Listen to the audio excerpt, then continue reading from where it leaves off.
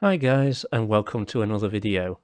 In today's video I'll be showing you how to bypass the Windows 11 forced Microsoft account login. It's fairly simple.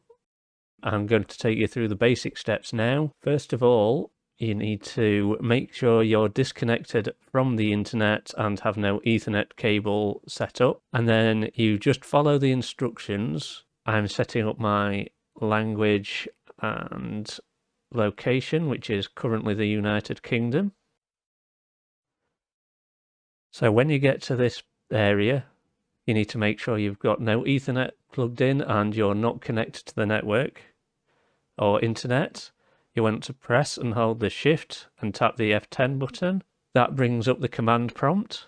So when you're in a command prompt, what you need to type is task mgr and hit enter.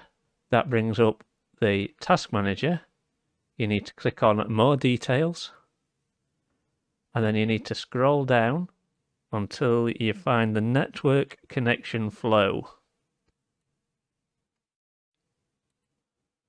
You want to highlight it with a left click, then right click and end task. You then want to close the task manager and the command prompt, and here you'll see that it's changed. So now all you need to do is fill in your details and you can set yourself up with an offline account. No need for your Microsoft account or creating a Microsoft account if you don't want to. And then you continue on with the instructions as per usual. So guys, thanks for watching. If you like this video, press like. If you want to subscribe and watch more videos from me, please click subscribe. Bye.